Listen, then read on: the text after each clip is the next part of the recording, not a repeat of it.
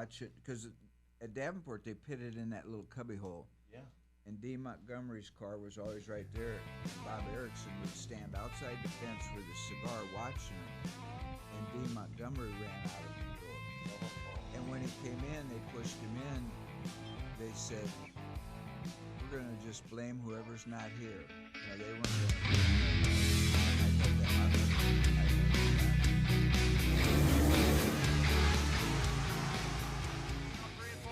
Lap one going to go to Matt Ryan at 07. Matt Ryan, your race leader. Oh, problems. Rosine Woodworth made contact, and Woodworth goes for a spin, and he'll stop. Matt Ryan, your race leader. Denny Woodworth second. Mark Bergtorf third. The man on the move right now, Dustin Griffith at 20. He looks to the inside of Bergtorf. No go. Problems for the 45. He's off the pace. Okay. Denny Woodward's going to take it back. Pit side caution is out. Roberts third. Then Richardson and Williams battle for the number 4 and 5 spot. White flag going to wave. One more to go.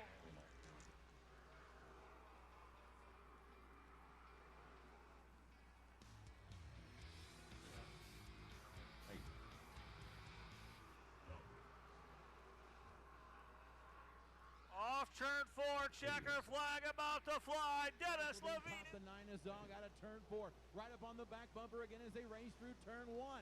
Can Levine hold anything for him? No, he'll do good just to keep him in his sights down the back chute. Now as the 10C comes around turn 4, the gas man's caught the back of the field. He's got lap traffic, and 10 went now. It's right through the middle. Now Gerard, he does a little smoke show. Look out, Michael Farr, picture taker, getting up close and personal. Great restart for the 73 at Klingel, who's managing to hang with the 10G so far as they break away down the backstretch. 3 wide, oh, never mind. Oh, I tell you what, Cole Gillenwater laying the smack down, the pile driver, the DDT, whatever you want to call it tonight. Is this an hour podcast? And Mara with a head of steam, trying to get back. Yeah. Second spot, halfway home. You and I Cross can sticks in the flag stand. keep talking for an hour.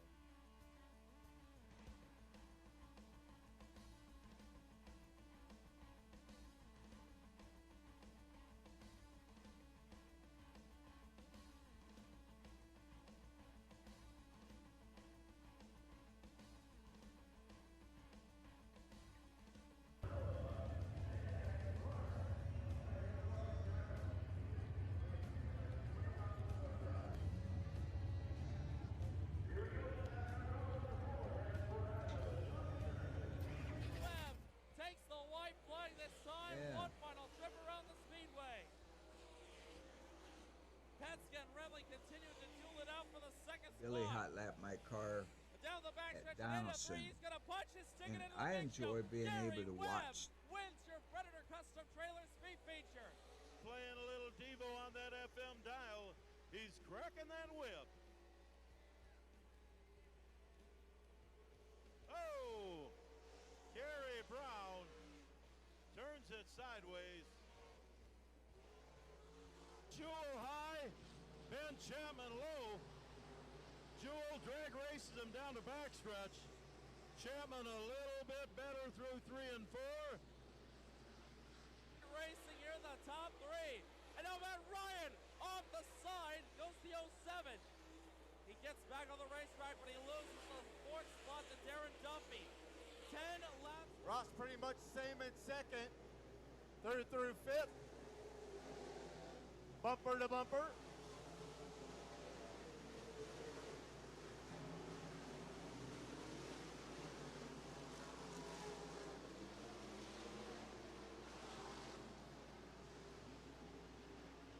Caution as we have chaos all over the 6X smoking. Zemo is caught late, so went to the high side. Now we got our first caution. In turn 1. Zemo with the advantage. Here they come. Checkers and Zemo.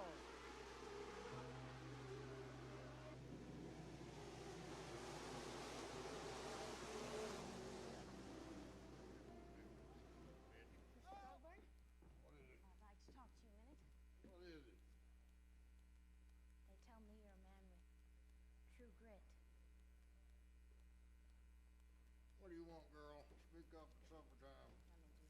All right, ladies and gentlemen, you asked for it.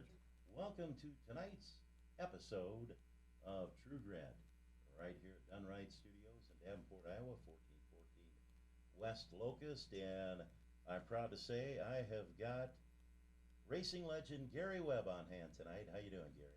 Thanks for having me, Shane. This is a lot of fun, and it's promoting the sport, and I'm all for that. Okay. All right. Well, hey, we're going to talk about a couple of things before we get rolling here. Thursday night, Davenport Speedway had a great show there. Set a new track record. In case you haven't heard by now, there was a new track record set in qualifying for the Dirt Car Summer Nationals race at Davenport Speedway this last Thursday night. Spencer Hughes of Meridian, Mississippi, laid down a lap of 13.66 seconds on the quarter mile for an average speed of 65.89 miles an hour. The mark eclipsed a previous record of 13.979 set by Jimmy Owens last season at a World Outlaw late model show. Hackett smashed the old mark by more than 0.3 of a second. In fact, a total of 9 drivers beat Jimmy Owens' record Thursday night, 6 from the first qualifying group and 3 from the second. And of course, his track record for the stock cars on the quarter mile is not the fastest. We've had somebody go around Davenport Speedway. The overall record still belongs to sprint car racer Shane Stewart. On June 27, 2000, Stewart turned a lap of 12:33 for an average speed of 72.99 mile per hour. That lap was in qualifying for a World Outlaw Gum-Out Series event. Ironically, Owens and Shane Stewart still hold the half-mile qualifying records, all with no races scheduled on the half-mile for this season at Davenport, so those marks will be safe in 2022. So Bobby Pierce went on to win the feature that night. Actually picked off 3 in a row this past weekend. IMCA late model Andy Eckrich had a nice battle with Justin Kai, Jacob Waterman. Nesworski picking off the win, coming out of 4, slipped by, and brought home the checkers. In the modified division, it was Chris Zog, and picking up the street stock win was Nick Hickson. So make sure to check out the show you're listening to right now on Dunright TV, on Facebook, YouTube, and Spotify. And make sure and share our posts to your page so we can get more listeners. And check out all the complete racing results here in Iowa at iowaracingnews.com. So, Gary, hey, everybody's got a story. We're here tonight to get your story. You and I grew up in a day when, everybody would go racing in T-shirts and jeans. We didn't need fire suits. Safety wasn't a big priority. How did you get into racing? You say your dad crewed for somebody. Yes, he was a pit crew for Dale Aarons. They ran the B class back then. We had the A class, which were your 57 Chevys and things like that. I'm talking early on. Yeah. And then Dale Aarons ran a coupe, and then he had a sedan. And I just really enjoyed it. I can remember going to the old Speedway over where the scale is now. Yeah. And I still remember it. They had a wall all the way around it. And I was sitting in the grandstand, and one of the drivers came. I'm guessing, was 7, 8 years old, and the driver came up, and he had bandages on every finger. So I would go to school, and I'd draw my hand and then put bandages on the picture. So, I was just taken by the racing. I was smitten with racing, and I probably still am. Yeah, and Dale Aarons, it was a number 33 car he had back then. Yeah, I remember seeing pictures of that car, and Dad took me to a trip out there to the old Speedway on Route 6, and that's kind of the way that, I got all smitten, in your words, with racing. And, back in the day when we were growing up, every gas station you went by had a race car in front of it, and every junkyard you went to owned a race car. So for, a young kid growing up, you think about people traveling to the track in the enclosed trailers now, and I have no problem with the people that have the closed trailers, but the open trailers, there may be a group of people that go to the races that night that hadn't even intended on going. They see Gary Webb's number 56 heading down the road, and they go, Mom, Dad, hey, let's head on over to the Speedway. What are your thoughts on that, Yeah, Gary? I hope so. Yeah. To go on another angle of that, I raced down in Warrensburg, Missouri with the SLMR about a month ago, and I pitted next to a young man, and he looks over and he said, I didn't think any of you guys had an open trailer. I said, well, the trailer's not going to win the race. That's right. Put the money where it counts. Yeah. Oh, man. So you went to Davenport West High School and graduated in 1967. When did you start racing, Gary? I started in 1972. Okay. I went right to work at Ralston Purina right out of high school. All right. And just wanted to race and didn't know how I would get there and save my money, and I got, a better position as my seniority grew, and then pretty soon I could afford to race. Good. All right. So that first season in 72, did you pick up any feature wins? I had four. In fact, the third race of the year, the first race I broke down. I think I flipped the belts off or something. Okay. And the second, in fact, we're on the half mile, and we just had manual transmissions, and I didn't even know enough to be in high gear. And they called for a while. They called me 10 Grand Webb because I had it in second gear and didn't know the difference. And Didn't know. I flipped the belts off it and got it hot. And then I don't know what happened the second night, but by point average, then they lined me up on the pole. This was a sportsman class. They were late models with quick changes, but it was a sportsman. And the third week out, I won the feature. And then the fourth week out, I won the feature. And I thought, holy cow, Man, that's something. And then I won 2 at Tipton that year, including the season championship. So I thought I was pretty special there at age 22. Hey, Wookie, do we have a picture of that, one of the first cars that Gary had? We'll take a look on there. That is our friend Gary Webb. And then we get up to, was that a 64 Chevelle? Yes, that is 1972. That's when it started. Okay. And as you can see, open face helmet. I had a windshield in the car. Yeah. Tack on the dash, and no driver's suit. White pants. They made us wear white pants, or we had to pay an extra $1 to get in the pits. And that actually was a late model. I bought it from a man in Sterling, Illinois. Okay. And I brought it home, and the engine wouldn't fit in it. The frame was bent. So I got my friend Ken Arthur. Right, Kenny Arthur. Yeah, he got a beam and a couple chains and a big jack, and he straightened it out until the engine would fit. And oh my gosh! Now that looks like Mississippi Valley Fairgrounds. It is. Okay, all right. And so, when did you go on to start racing full time, Gary? 1978. Okay. Now, boy, that takes a lot of guts. I mean, you got to be kind of a gambler to go out like that and race full time and hustle a couple of bucks when you had time. Is that how you did it, Gary? Well, I had a good job at Ralston. I was a millwright, and I'd already went through there 4 years, and I was thinking about racing more than I was at work, and that wasn't fair to them. And then I got to thinking, if I raced 4 nights a week, which you could, that's 4 paychecks. And racing was affordable back then. It sure was. No way could you do it today. Sure. And I used to have dreams that I still work there. I mean, Ralston Purina was a very big part of my life. Right. And that's a hollow feeling when you walk away. Oh, it's got to be. Now, fans out there, if you got any questions for Gary Webb's, please get them posted on either the YouTube page, Spotify, or Facebook, and we'll get those questions asked to Gary and get you an answer.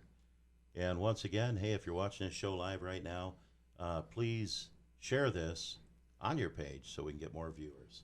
So, Gary, let's move forward a little bit. My brother Sam has always had my back all through the years. I mean, through their scraps and scrapes and everything we went through in the racing world. You've had a good brother, too, and Robert, you bet. The driver gets the credit and the driver gets the glory. When you think about it, you're on the track for maybe 20 minutes, and there are probably 20 hours of work. Yeah. So, the crew is more important than the driver. I mean, they just get the credit. Yeah. You're not going to win a race if something falls off the car. Robert was out this morning nutting and bolting the car and doing the air cleaner, and he's very valuable to me. Sure.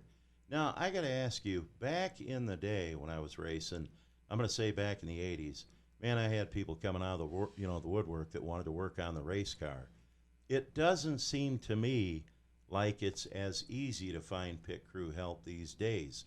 Is that like the cost of the pit passes, or what do you think has impacted that? Well, I always covered the pit passes for my helpers, because when I was young, I helped a guy, and I thought this is before I started racing myself, and I thought this is really going to be fun. Sure. So I'm in there working on his car, and I'm thinking, I'm not even getting to watch the race. And then he yelled at me one night, and I thought, I paid to come here and get yelled at and not get to see the race. So then I thought, I'm never going to have my crew have to pay their way in. Sure. So if they get yelled at, they don't have to say what I did. Hey, so Gary, I can't imagine what kind of pressure it was driving for a living. What can you kind of tell us, your thoughts about that? I mean, we grew up in a time when we didn't have the technology that's out there today. And when we'd go racing, if track A was rained out, we had one of those books that Chris Mackey printed, and you had all the track phone numbers, and you're just calling people at a pay phone trying to find somebody that's racing. And you had to put in a certain amount of time to be able to pay the bills. What was that like? What kind of pressure did that put on you? Well, thankfully, I was pretty competitive, and I did work in the winter, so I didn't get way behind on anything. And actually, I made a decent living. Sure. I always lived modestly.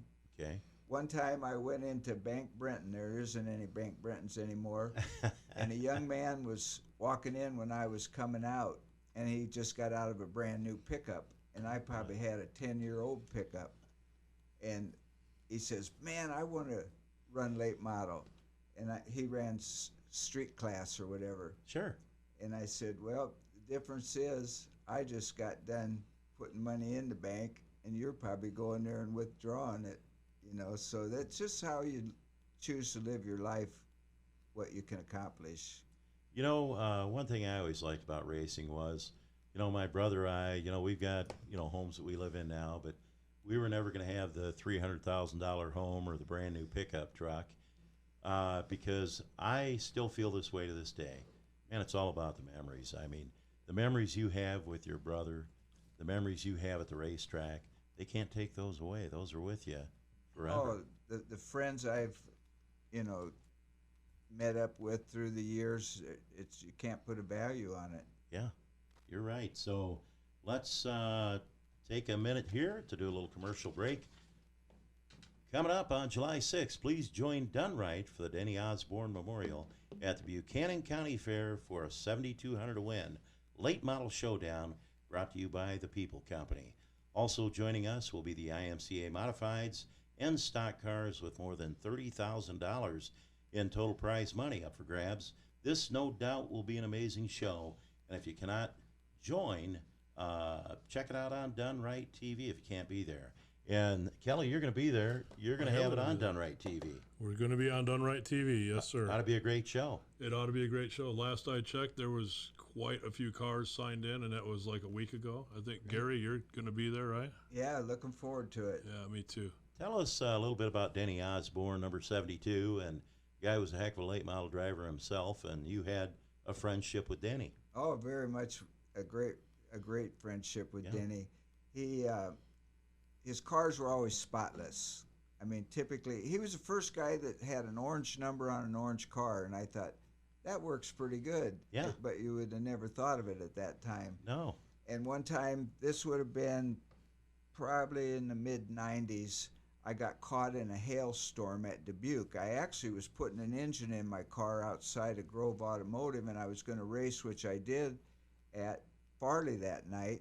Wow. So it broke the windshield. I had a Mills Chevrolet pickup. They sponsored me with a pickup, and it broke the windshield and beat the daylights out of the truck and my race car, because that's soft aluminum. Yeah. Well, my cars weren't like Denny's. Denny's were always pristine, and mine probably had a few rubber marks on them and stuff like that. So when we got to the track, I was pitted by Denny, and I said, man, I got in a hailstorm today. I said, it beat the daylights out of my car. And he said, "How can you tell?" I never forgot that. Yeah, he said, "How can you tell?" You know, and I tell you, that's, you know, some of the memories we talk about. Now, tell me, the adrenaline rush, Gary, man, when you get all strapped in, you head out on the racetrack. For the fans that don't know that, what are you feeling as you're heading for that green flag?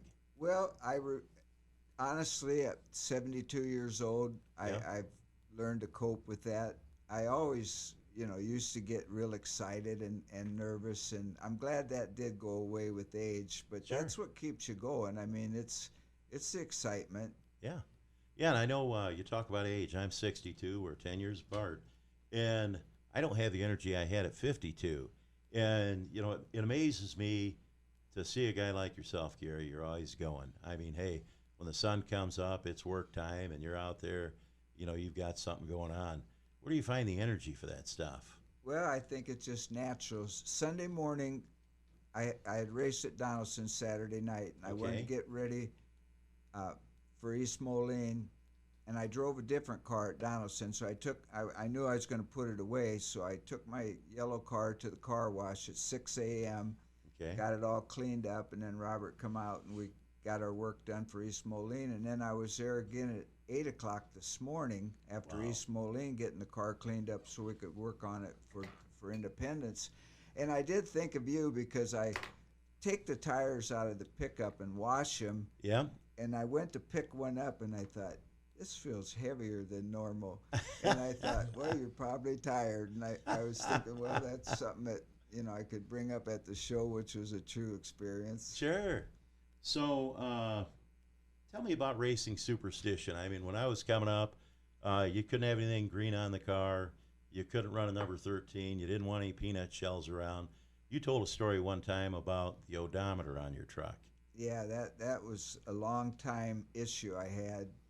I mean, I would look down, and if it had an odd number at the end, I thought, you're going to have a good night. And I mean, I was racing sometimes 5 nights a week, so you'd psych yourself out, and that's not productive at all. So I just took a piece of black electrical tape and put it over where the odometer was. Yeah. And then I didn't have to put up with that. Oh, my God. How do you like that? But there's other silly things, that I'm sure every racer does that. Gary, I was the same way, and I think everybody had that. I remember when I first started racing street stock, we built an old Chevelle, and I got to looking at the steering wheel when we were ready to head to the track, and it was green.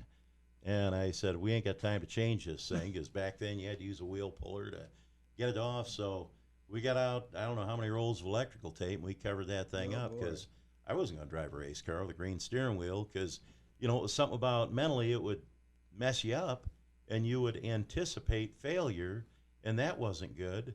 So we taped that thing out, went out and did our thing.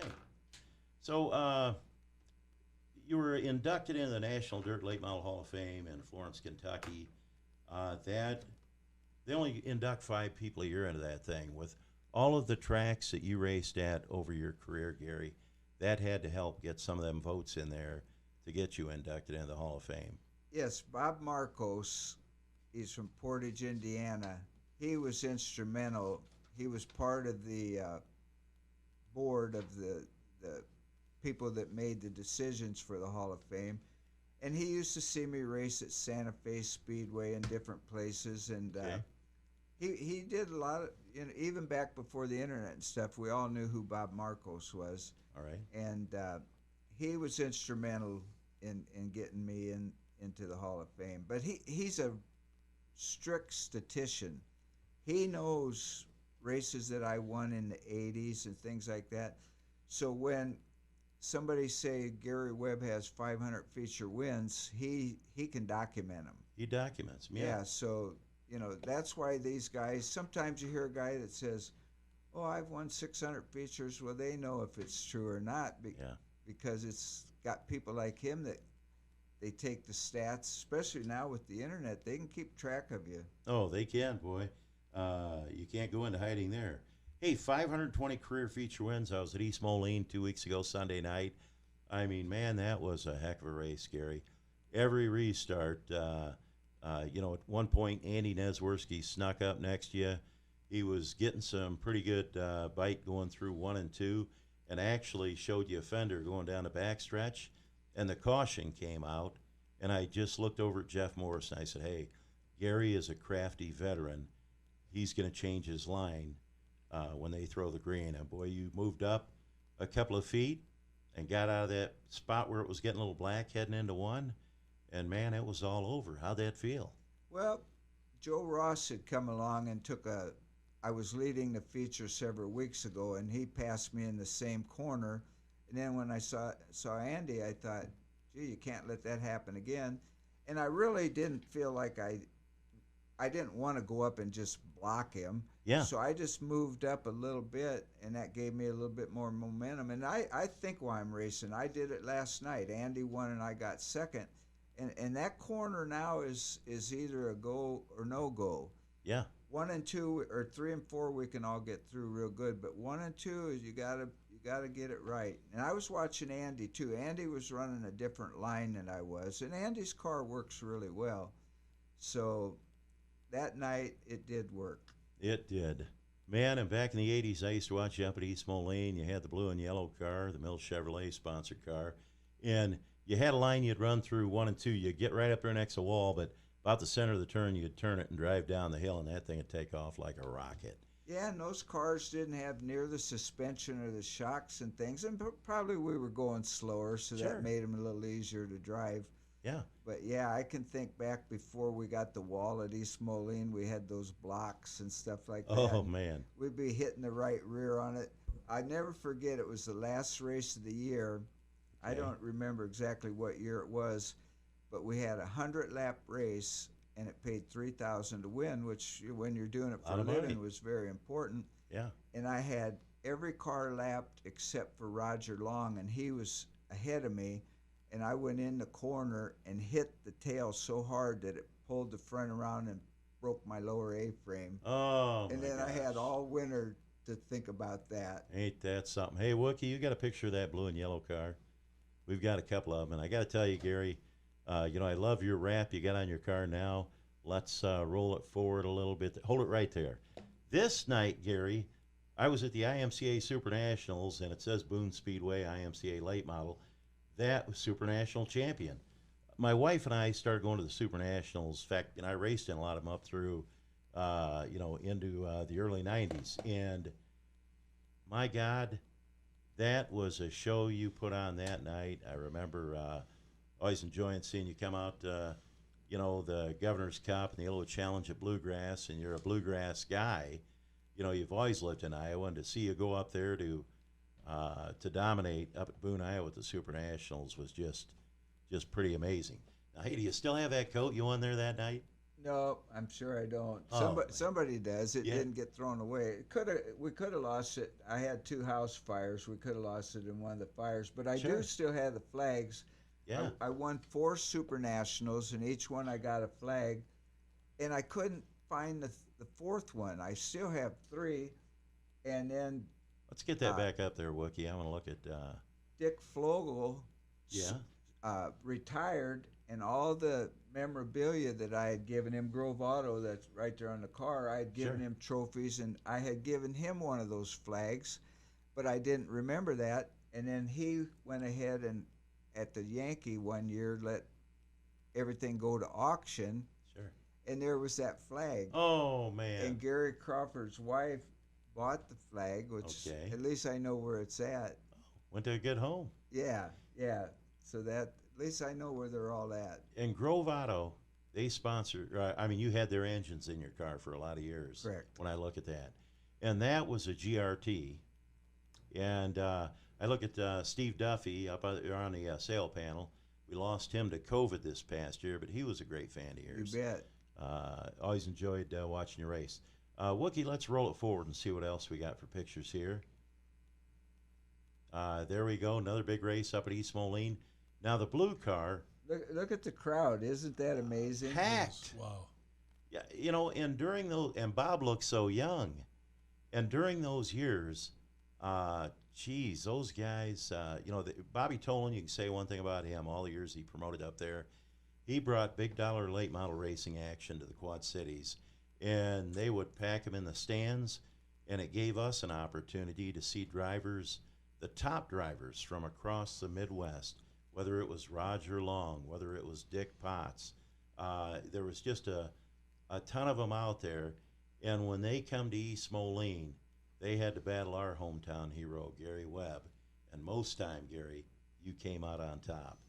And the man with the crutches, that's Russ Ewalt. The old timers would know. Sure. He dominated at one time with Benny Hofer as his driver, right? And then Don Bolander. I remember Bolander driving the car, yeah. And Russ Ewalt started helping me, and he was a good mentor, I'll tell you. Good. We got some comments here, Shane. All right, let's if I hear can it, jump Kelly. in here. It kind of goes with what you're saying right now. Kevin Schroeder is saying that there was a couple years at Dubuque when Gary couldn't be beat. You were the show. So you guys are talking about East Moline, but there was a time in Dubuque too where you were running that, like winning everything. I had 17 track championships at East Moline, and then I started going to Dubuque, and I won 4 in a row there. Nice. So I kind of had 20. Well, there was a break when Jake Willard won at East Moline, but I did the first 4 years I ran Dubuque full time. I was the champion. Awesome. So that track suited me well. And Gary, you, during that NASCAR run, the 2000 NASCAR Dodge Weekly National Championship, at one period you had 16, 18 features at Dubuque. Yeah, I won 16 out of 18. 16 out of 18? So that was, and really you'd think that fans would say, what the heck, but they all were pulling to pull that championship off. So I really had more support than I would have ever dreamt. All right. Any other questions? Yeah, there's a few comments. Cindy Judge saying the T-shirts are great, but she was wondering if you're going to have any hoodies or sweatshirts since it's probably a little bit of a cool season coming here shortly. So any plans on sweatshirts or anything like that, Gary? I doubt that. Okay. The T-shirts are fun, but it's kind of a job. Now there's something I'd like to point out. This is my 50th year of racing, but it says 6 decades of winning. And people would probably wonder, how can you win 6 decades? But see, I won in the 70s, 80s, 90s.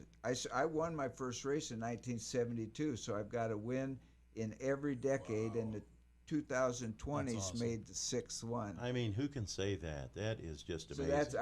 I'm glad to be able to explain. My son there is modeling the shirt, and that was his idea to put that on there. Well, he makes a good model. I like that. Hey, so you picked up that NASCAR Dodge Weekly National Championship in 2000, Gary. You won $150,000 for winning that thing. I mean, what is it like to have them lay $150,000 point fund money in your hand? Oh, they had. It was a collage of checks. Okay. I was standing up there, and they handed me a check for $10,000 from Hoosier, and a Featherlight $10,000, and this company $5,000, and that's now the one check. And I wish I would have took a picture of it, and it did impress the Bluegrass Bank. The check from NASCAR was $68,000 on one check. Jeez. So I had a little clout for a day or two when I went into that bank. Oh my God.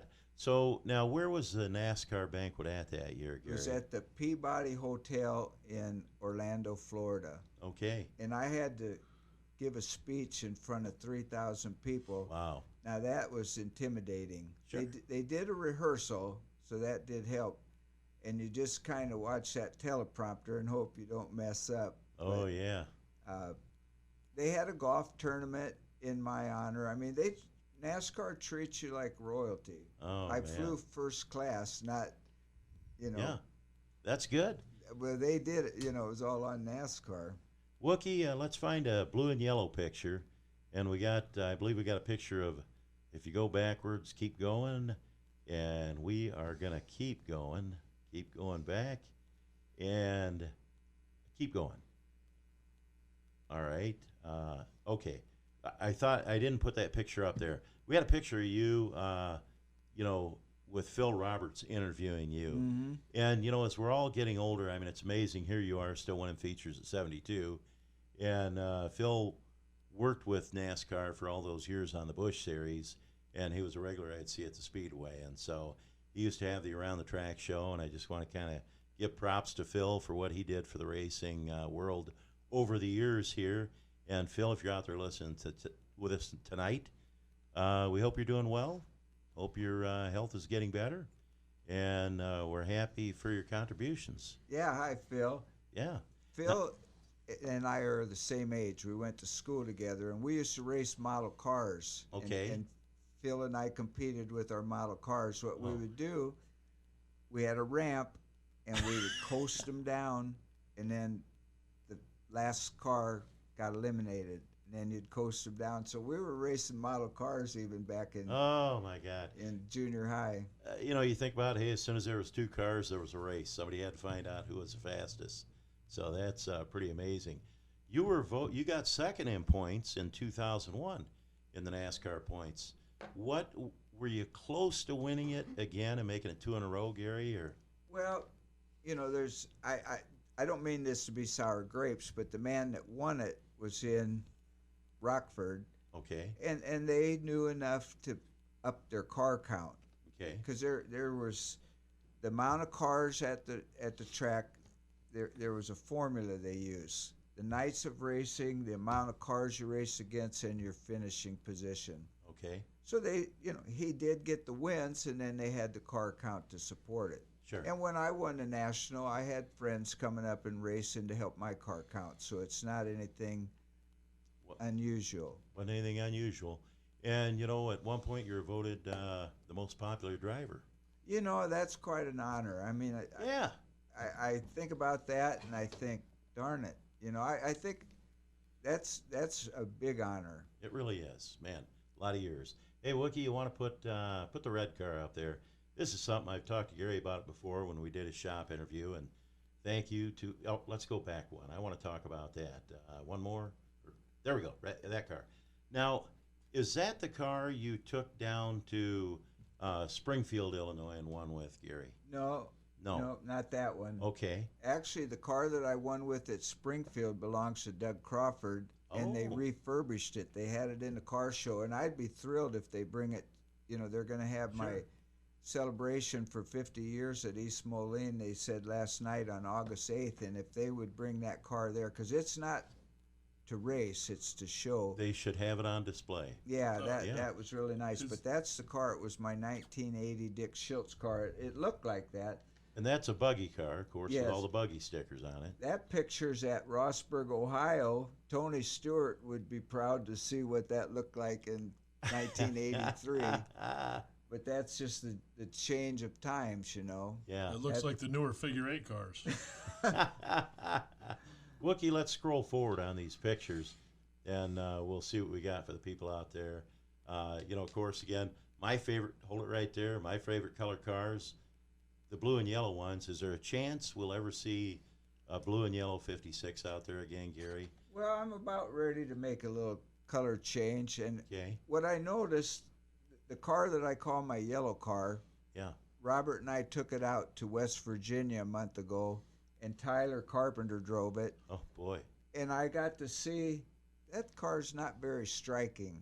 I was able to watch it race, and I thought, that combination's not good, so that combination's going to go. So maybe I'll have to ask Robert, but maybe we'll make a blue and yellow one out of that car. Well, I remember years ago I talked to you. I announced up at East Moline for Tolan for a lot of years, and I said, Gary, when are you going to hang it up? And you said, when my age is my car number.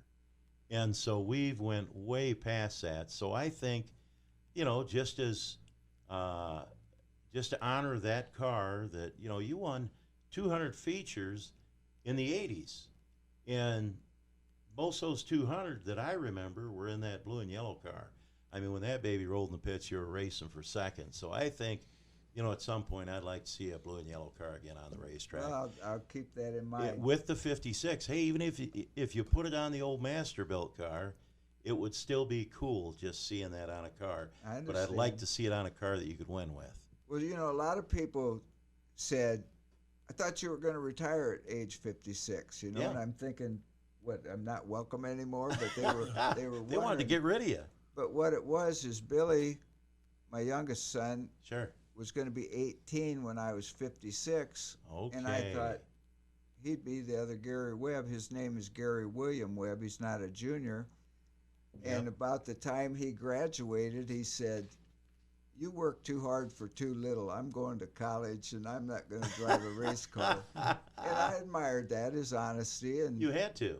he's done well with himself now, and he did go to college for 6 years. So Oh, that's awesome. Roller had one, Wookie. Let's see what we got. There we go. Now that car was, another one that I remember from East Moline, and that's back when they had the pit opening in turn 1. You remember that, Gary? There's the wall I was talking about, and there I'm up there trying to hit it. So, and I remember one night Gary Reinhardt run into that wall head on, and it just destroyed his open wheel modified. So that was pretty treacherous, and I'm glad they closed that pit opening and they got it all coming off too. We had guys go out that opening. Oh, yeah. Dan Bennett, I remember him crashing through the opening, and Sure. Ron Marks Sr., he went over the wall. I remember that. That was, Yeah. but that's when we packed a grandstand because it was a show. It was a show. And man, in the 80s, we'd go down hit and miss in the 80s with our open wheel to Peoria. But man, down in Peoria in the 80s, a lot of great drivers down there. And it was Ray Gus Jr. and Gary Webb show. And we were all pitting in the infield back then. And boy, I remember one night, I popped Chuck Struby going into the turn, and we'd won 13 features down there in '87. And when I got up in the pits after the pulled down the infield, there was I can't tell you how many Strubys at that track, but they were all wanting to fight. And unfortunately that night, I only had John Norton with me, and I thought, man, we got to get out of here. So I had Norton throw the ramps down. We had Strubys all over the trailer, and I wrapped that thing up to about $7,000 and dumped it and flew up on the trailer. And we went flying out the gate, and John says, "What about the check?" And I says, "Hey, they can mail it to us." I didn't mind fighting back then, but my God, you can't block 15 fists coming at you. Exactly. So I was smart enough to know, hey, we got to get out of there. Let's roll that thing on, Wookie, see what we got coming up next year. Oh, there we go. Now, that is where, Gary? Do you remember that one? Well, I didn't until the first fire that I had at my home, that picture surfaced. Okay. And I remember winning the race, but I did not remember that it was a Featherlight 50. It was in Cresco, Iowa. Oh, okay. So I haul Featherlight trailers. That's what I do to make some cash now. Sure.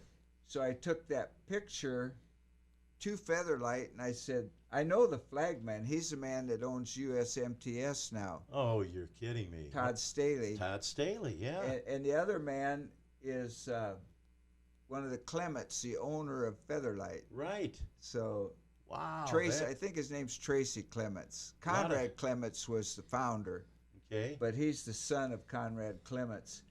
A lot of history there. Any more questions, Kelly? Well, there's a few comments, and let's see, Dale Baker. I remember the time I brought my Boy Scout troop to your house. I think it made a few fans out of that. It must have been about 40 years ago. That had to have been something, huh? About your boys. Dale Baker's a good man, isn't he? A real good man. What else we got, And Kelly? then we got another one. Mitch Swinton loved watching Gary run at West Liberty Raceway. It's all about the kids, and Gary Webb was a superhero to many kids in the stands. That's pretty impressive that's the way that people think of you, I think. I mean, that's pretty amazing. That's a very big honor. Yeah. And when I look at all those big trophies, I gave away most of my trophies, and I can see why. Where would I have had Where room would you for put that? Yeah. Hey, Wookie, let's get a picture of that red car up there, the number 555. Gary probably gets tired of me talking about this thing, but I remember it was the coolest car right there. That was a Tri-City buggy car. It was lightweight. You took it to Florida and raced it. But I grew up in Rock Island and knew Gary Oliver. My dad knew him, and we went over to the shop when that car was getting built, and that thing was ahead of its time. Can you tell us a little bit about that, we'd call Gary? it the Batmobile. Yeah, yeah. Now, the weight on that car, the transverse leaf spring in the front of it, I mean, tell us a little bit about... Well, the main thing that Gary Oliver was striving for, in fact, not to compete with Conrad Clements, but those were called Featherlights. That was what he called that brand, Okay. or that model, I should say. All right. And they were super light, Oh boy. very, very light. And the the leaf springs on the back. Well, if you had steel leaf springs, they would weigh so much. These were fiberglass. Oh boy. And that's not why. It wasn't about the weight. It's about the performance, but that did make it lighter. And then on the front, it did not have coilovers. It had a leaf spring that went over the top right behind the radiator. Sure. And then it had rods going down to the lower control arm through there. And then we had a shock on it and stuff. But it was a very unique car. And that would have been 1982. So. Oh, I mean, way ahead of its time, don't you think, Yes. Gary? Now in Florida, how did it perform down there, and what's the history of that car? I didn't do very well with it. Okay. I really struggled with it. There were 3 or 4 of them down there. Tom Hurst had one, and I had one, and this Harley Blancett out of Ozark, Missouri, he had one. So maybe there were 3 of them. And we bailed early. We didn't stay the whole speed week. Okay. So Now, the history of that car, where did that end up going? Pete Parker was a good friend of Gary Oliver's, Okay. and the car ended up, the engine belonged to Bobby Tolan, a prototype, but the rest of the car belonged to Gary Oliver. So then Pete Parker took it, and he actually did pretty good with it. Good. And then, of course, at Davenport Thursday night, that was Pete's boy, Paul Parker, running the number 10 car. So it's nice to see the next generation get back behind the wheel and have success. Well, I walked down there to talk to Paul and thought maybe Pete and Jeff, his brother, were going to be there, and I just saw a crewman that I didn't recognize. Okay. And then what really surprised me is they always built the reliable trailers. Sure. And right now to this day, people are searching for reliable trailers because they don't build them anymore. And here, Paul has a big enclosed hauler. I mean, the big like everybody else has. Sure. And Pete always built his own chassis, and Paul had a rocket chassis. Oh. And I thought, this is really a change of times. But Paul became an iron worker, so he's got a good job that he can work or not work, so he can go race. And Paul stayed with me one year, and we did well. We won the Yankee. Paul was with me when I won the Yankee, and Paul was with me one year when I won the Super Nationals. So Paul was good help. He was there. Wookie, let's roll forward a little bit, see what else we got there in the picks. That one right there, that was taken outside Jeff Morris's shop, it looks like. And it may have been after they lettered your car for you. I wish they could stay looking like that. You know, they look so beautiful. Yeah, they sure get, beat up and tattered. Sure. I had a guy I collided with his car one time at Macon, Illinois. Okay. Well, then the next day I was over at Springfield because we would run, this might have been even the Summer Nationals back then. They didn't call it the Hill Tour. So I needed an engine part. So I went over to this man's engine shop, and it happened to be his car that I collided with at Macon, and he was mad. He wouldn't sell me any parts, and I said, well, you need to get a drag car, you know. All right, Wookie, what do we got next up there? Slide that thing over, and we will, there you go. Now, that win was actually 2 weeks ago up at East Moline, your 520th win. Yep, that's a picture I'll cherish right there. You know, Gary, it was amazing. I posted on the internet that picture and just wrote a 7-line story about it being your 520th win. And we had, within 4 days, 5,030 people had viewed and read that story. 5,030. That's nice. Isn't that amazing? Wow. All right, Wookie, what do we got coming up next? Let's see. All right, that car, Gary. That's, tell me about when you went from 56 to W. What was kind of the idea behind that? Well, when I started racing, I was 56, and there were no other 56s. I thought, what a unique number to have. Even when I would read the Hawkeye Racing News or this or that, very, very few 56s. Well, then Andy Eckery started running street stock up at West Liberty, and he made his car 56. And then there was a guy out in Corning, Okay. and he made his 56, and then Travis Denning is 56, and I thought, now these are all guys that are the same number, so Yeah. I just made mine W56. Oh, man. Good story. Hey, we want to make sure and tell you to check out all the racing results from around the Midwest here. You can read it all on iowaracingnnews.com. Make sure to check that out. And then we also want to remind you that you want to join Done Right TV for the Danny Osborne Memorial at Buchanan County Fair Race for $7,200 to win. That's coming up July 6th. So that, Kelly? Tomorrow. Yes, sir. Okay. They're also going to be running IMCA modifieds and stock cars with more than $30,000 in total prize money up for grabs. This, no doubt, will be an amazing show. So, hey, if you can't join us at the racetrack, check it out on Done Right TV. We're getting quite a few comments, guys, and I appreciate them all coming in. We're going to get to a few of them, but then we'll answer them as we, after the show Sure. and stuff like that. But we got a couple on YouTube.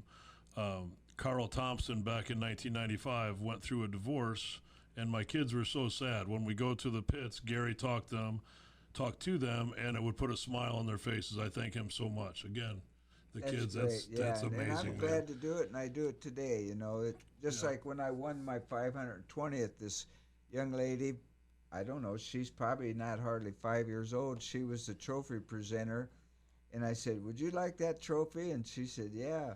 And then her mom brought her down, and I signed the trophy, and then they came by again last night. So you got to build memories. And, we talked about that earlier. It's all about the memories. I remember I was announcing up at East Moline one night, and it was a Silvis cop, his wife, and their 2 children. They come up and they said, "Man, Shane, we're going to have to leave right after the races. Can you get a Gary Webb autograph?" And you probably had these things happen so many times, Gary, but I went down the pit area, and you were working on your carburetor. And I pulled this 8x10 out of the packet and gave you a Sharpie, and I said, "Can you autograph this for a fan?" And you laid down all the stuff you were working on. What's their names? And you wrote the kids' names on that. I slid it back in the envelope, and you went back to work on your carburetor. But, you took time out of what you were doing, and that's why your fan base has just exploded. Well, I feel like it's an honor to have them even come ask you, so I'm glad to do it. I got to tell you a quick story what happened. One time, a lady came to me and she said, "Would you be the grand marshal at our Pinewood Derby at a school over by the airport?" I can't remember the name of the school right now. So I went over and I'm watching the Pinewood Derby, and then they said, "How about picking best of show?" And so I had watched the Pinewood Derby, and there was a young boy, and I'm guessing he was from a single-parent family, the mother, and his car hardly made it to the bottom of the ramp. But by golly, he'd walked down. It was double elimination, so he got eliminated the first time, and then he gets in line and hardly made it to the bottom of the ramp again. And it was a red car with racing stripe on it that he had done with a Sharpie. Sure. Now, there were cars there that looked like they came out of a body shop. And that kid never lost a smile on his face. And a lot of these other kids, I called it the crying table. They were over after they got double eliminated, and they were all upset. So that night, they said, "Gary Webb's going to pick the best car of the show." And I picked him. Okay. And I thought I was going to have to sneak out the back door. I mean, there were parents they got that serious. They were pretty mad, and I thought I did the right thing, You did. I was PTA president at my daughter's school for about 3 years, so I had my dealings with Fun Frolic and the Pinewood Derby and all that stuff with the Cub Scouts that came in. And you'd look at some of them and you go, "Now, darn it, I know that kid didn't have anything to do with that car. That thing was probably run through a wind tunnel, and they painted it down at the local body shop." And like, oh, my. We got anything else, Kelly? There's a few more. Kurt Berry Sr. asked Gary if he remembers going in a helicopter ride with Bobby Tolan and myself in St. Louis while they were fixing his aluminum heads at Ron's porting service. Very well. Yeah, that was – I'm not much of a flyer, and I remember that very well. Yeah, we dropped the head off, and Ron Porting, you were not welcome inside. He had one of them buildings with no windows, and you handed the head through the door. And then Bobby said, well, why don't we go for a helicopter ride? And when you're buzzing around them high rises and stuff, yeah, I remember that vividly. Oh, my God. Another one, Joe Hayes. In the NASCAR Weekly Series days, Gary's point average would have him starting 12th at best each night. It was always exciting to watch him work the traffic. Gary also took the time to sign every autograph for every person wanting one. Awesome guy. So there's another one. Yeah, Dubuque had a very good bottom, and I was able to get around that bottom and had a lot of fun. And Joe was in on track preparation and stuff. He was Al Frieden's right-hand man, so I had a lot of nights when I had, and I still do. Joe's a director of IMCA now. We seen him at Davenport Thursday night. Well, I saw him Friday night at Donaldson. So, right. Yeah, Joe Hayes is a big part of our racing. He sure is. Jake Morris says he'll start working on a blue and yellow car right away. All right. And then one more. These are all great, guys. Again, keep them coming. I wish we could get to every one of them. Gary gave me a signed T-shirt. This is from Matt Fulton. Gary gave me a signed T-shirt in the pit area at the West Liberty when I was 6 or 7 years old. That would have been 2000, 2001. He's been my local hero ever since. Wow. Those are all great stories, and I mean, I love you all, that's for sure. Yeah. Like I said, there's a whole bunch of them in here, and let's see. My first recollection of Gary Webb was seeing him at Hawkeye Downs in a light blue and yellow 56 sponsored by Amco Transmissions.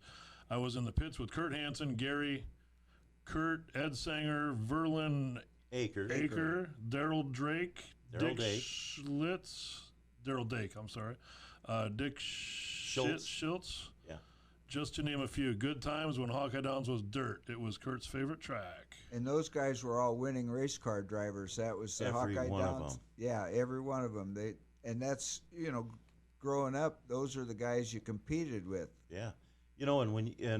I say this, when I would go to the races, and watch you run back in the day, Gary, I mean, there was probably 10, 12 cars that could win the feature that night, maybe more, but they had all top caliber in that day racing equipment, racing drivers, and they put on a show. And like you say, they packed the stands, and one of the reasons was they had a lot of great drivers, a lot of great cars back then. So we talk about this half mile, quarter mile, Gary. Do you like running half mile or quarter mile better, or did you really didn't have a preference? I would say I prefer the shorter track. Okay. Now we run so many short tracks. When you get on a big track, it's like, boy, that's a long ways around there. And I do enjoy going. They're going to have a Hell Tour race at Dirt Car Summer Nationals at Knoxville, Illinois, but I enjoy running there every year at the fair. We didn't get one last year because of COVID, and then they're not going to have IMCA type rules this year. But that track, those tracks seem kind of dangerous. I told Robert, I said, we ought to just go watch. That's going to be exciting. That'd be the fun. I remember back in the 80s, a guy went through jumped the fence down there. They just had guardrails back then. And I think Hardy's was on the other side of turn 1 and 2 down there, and the guy went over the guardrail, and away he went over to Hardy's. So it's right on the edge of the road there. It is. I can see where that would happen, and I'm vividly remembering Vern Schumann had a dirt late model for a while years ago, and I think one of his cars got into the guardrail, and it was wood. Yeah. And there was like a 2x10 that went. It didn't get the driver, but it was inside the car. Sure. So I mean, there's dangerous places. And you bring that up. Hawkeye Raceway, it's gone now, and we've seen some tracks that we'd run at back in the day, and they're gone now. Tell me a little bit about your thoughts about Hawkeye Raceway and what Vern did out there. Oh, I enjoyed going there. That was so much fun. I didn't, for one reason or another, run there weekly, but I went to his specials and stuff. Yeah. And it was a very well-shaped track, and the dirt didn't give you a lot of traction. It wasn't real slick, but you could really maneuver around there. And Vern was so unique. There was times we'd be having a caution, and he'd be out there with a fire hose, water in the corner. Yeah. And I remember. they had the seepage coming down from the wall, and he'd put a cone out there, and we'd have to know that not. It was fun. Because if you hit that seepage, you'd gonna- go from 75 to 9,000 RPM pretty quick. Yeah. Oh, man. Yeah, you knew what the cone was, but that just made it fun. It was a lot of fun. I remember Vern leaving the track at nights, and he'd say, hey, lock the gate when you leave. And so a lot of people stayed around, partied, and had a good time. And we got any more, Kelly? Well, yeah, there's several, but Tim Gould, Gary was the first driver that my dad, Dave the cop at East Moline, told me to watch. LOL. Was plain white car with airbrush number wedge nose. Yep. That's something. Yeah, it's awesome. Just keep scrolling, Kelly. Yeah, there's quite a few here. Let's see. There's another one. And thank you guys all for listening. Yeah, for sure. Perry Gellerstedt, learned a lot about pitting by him at Davenport a couple years ago. Connie Sidoris, my daughter has his 500 win trophy at East Moline. Wow. So you Very gave away good. your 500 win trophy. Very nice. Impressive. A lot of them. You're awesome, man. I thank you for coming in today, Gary, No and thanks for letting us at your shop that Sure. one time and all that. And thank all the fans and everybody else out here watching. It's awesome. Great stories. Gary, the future of racing, dirt track racing, we seem to be on an uptick right now. I think, when we had COVID and we got people like Kelly in there with pay-per-view TV, that has helped. It's helped get the dirt track racing story out there more. What do you think? What do you think about the future of dirt track racing? Well, I think it is on the comeback trail. And one thing I want to acknowledge is, like yesterday, I saw Jeff Peterson and John Durbin working hard for us to be able to race. Sure. And Al Deloy and Ricky and Brenda Kai, they countless hours. Yes. We just show up. Yeah. And maybe an hour later we're racing, and 3 hours later we're gone. And they have a lot of work on both ends. So I want to commend all the promoters for what they do. That's true. And they're the ones that, without them we would have no place to race. Sure. Hey, Wookie, you got a picture of the Desert Storm cars. There are 3 of the tan cars that are in front of the race shop. And hold it right there. There we go. Now, Gary, that was the 2000 racing operation. Yeah, that's up at Larry Mooring's shop, and I put them all together. Back then I was doing quite well, so I didn't have to work as much in the winter. Okay. And I would put those cars together, and I mounted the seats and the steering and the foot pedal, everything the same, so I could go from car to car and you wouldn't know the difference. Sure. Now, when I raced, Thursday night I ran my white car, and Friday and Saturday I ran my yellow car, and last night I ran my white car, and they're totally different. I mean, wow. It's not what I would like to have. Those cars were just, I couldn't tell which one I was in. Yeah. And, you can check all this out and keep up with Gary Webb each and every week on GaryWebbRacing.com. Check him out on the World Wide Web. If you want to buy a Gary Webb t-shirt, GaryWebbRacing.com, and we'd sure love to see you at the racetrack. You get that t-shirt in the mail, bring it up to Gary after the races, and he'll get an autograph for you. So, Gary, those cars, were those GRT cars? Yes. Because I believe that until you came up here with a GRT and started winning, boy, within short time we had 1 million GRTs here. You pretty much, for Joe Garrison, brought the GRT cars to this area. Well, do you feel that way, Gary? I was running Masters built cars, Okay. and not doing very well. All right. And I thought, boy, something's got to change. So I talked to Keith and Tater Masters, and they said, well, Jack Boggs is sure doing good in his. And I thought, well, Gary Webb's not doing good in his. So I was down racing in West Plains, Missouri. Okay. And Joe always had GR team cars on the spoiler. Okay. And I lined up next to this number 27, and I thought, I'm not going to have any trouble getting past this guy. And he drove off and drove away from me. So then that fall, I called down to Joe Garrison, and I said, I'd like to get a car from you. Okay. He said, I don't have any help, and I've got cars to sell. Sure. So I said, what if I come down and go to work for you? All right. Which I did. So I built a good number of cars, so I got to learn them. I knew the length of every bolt and the diameter of every bolt. Wow. And then when I came back this way, I did have a good year the first year, 1994. Well, then right away, Jeff Ike, they went and got one, and Kosiski started selling them. And pretty soon, you might go to a race, and over half of them were cars just like yours. Sure. So that made it not such an edge.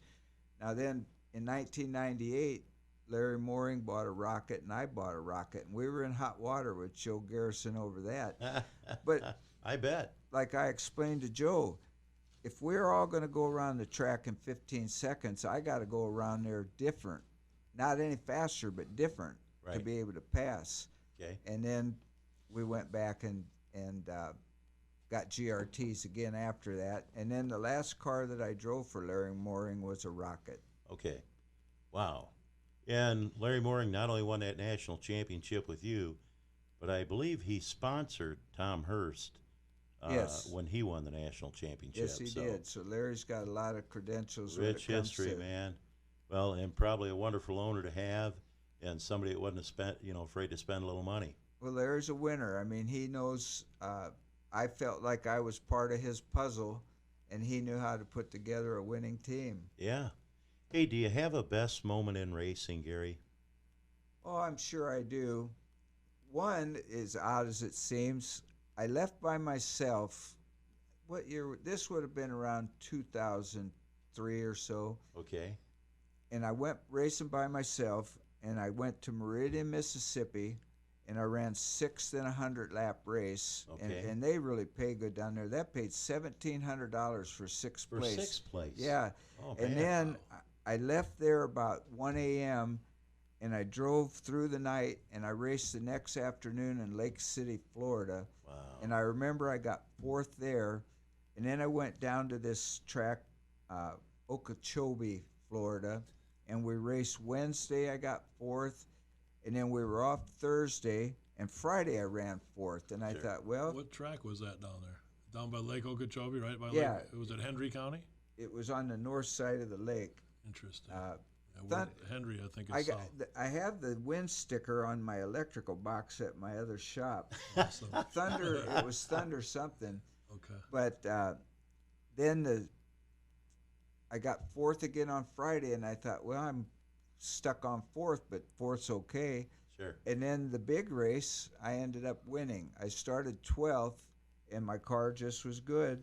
And they paid me that night $5,000 in $20 bills. $20 bills. And a trophy that I had to take apart.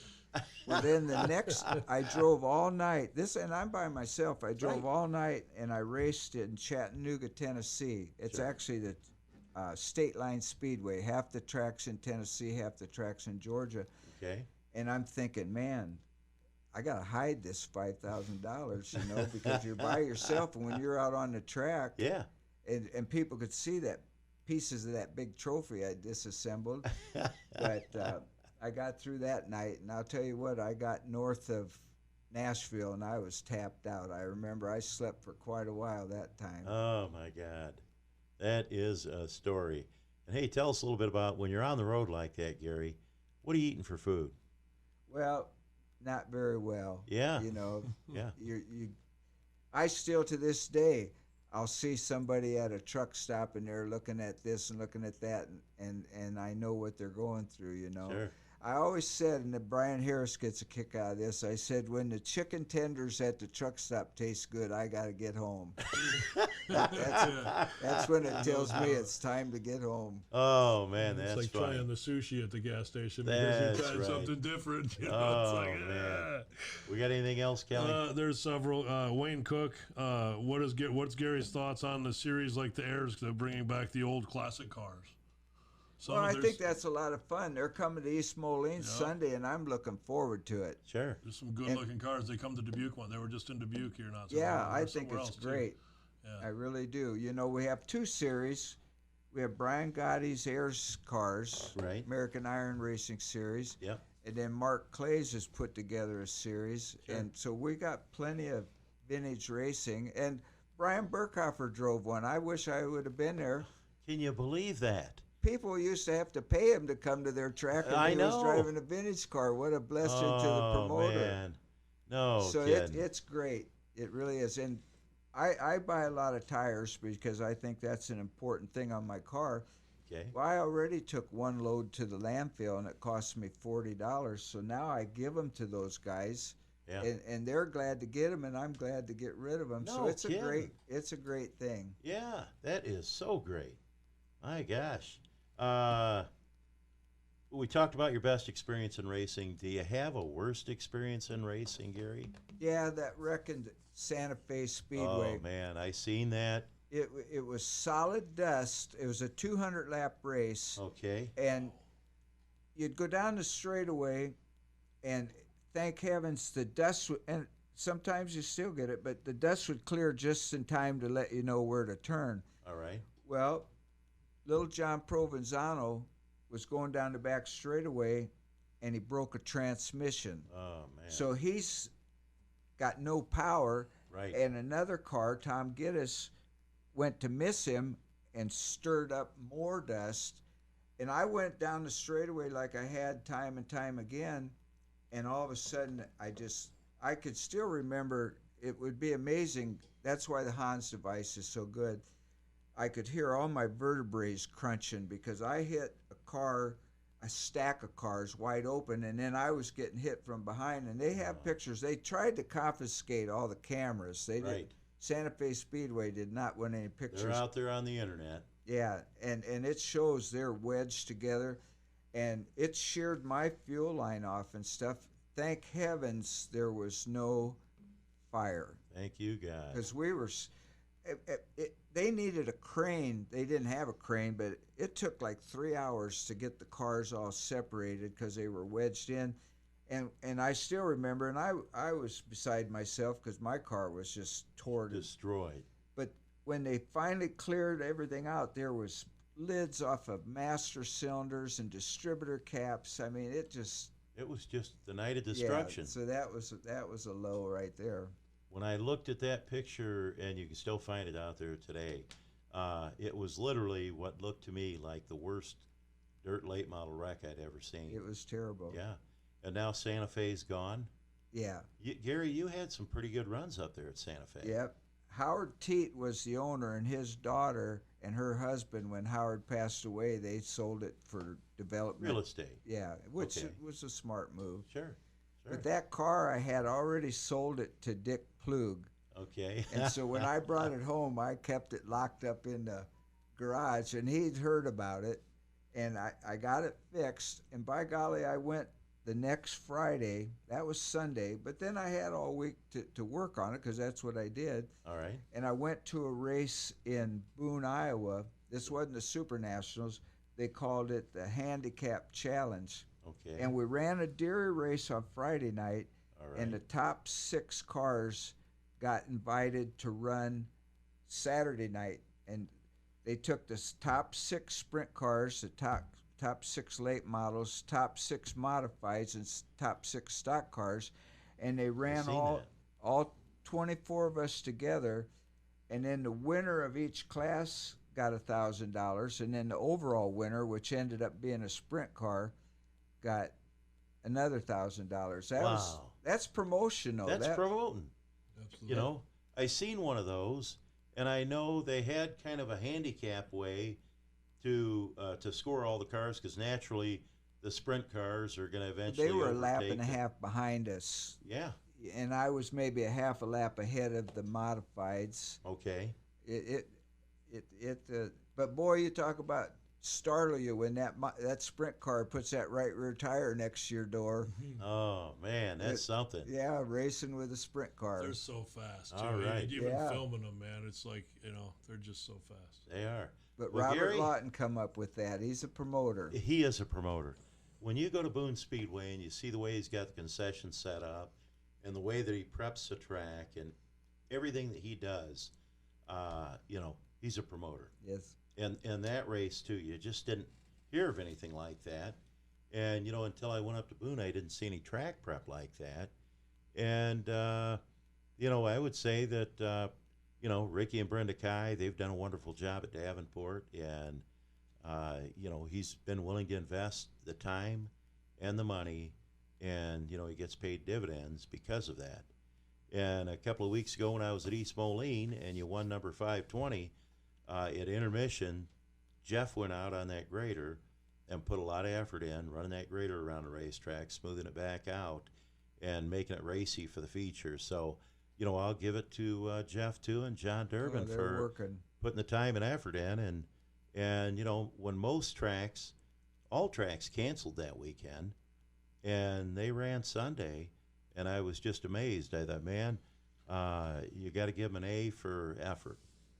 For sure. Yeah. Yeah. For Well, sure. hey, Gary, we're going to have to wrap this thing up. I don't want to wrap it up, but we're running a little over, and that's okay. But I want to thank you for coming into the studio, letting us talk about racing, and you're one of the legends around here, and I know we've got a lot of people tuned in listening to it, and I hope you get a blue and yellow car down the road a ways, and I hope you're around for a lot of years, and I hope you'll let Kelly and I come out to the race shop this winter and chat and walk around that shop and look at your race cars. When the fans see a blue and yellow one, they know that Shane planted the seed. That's right. There you go.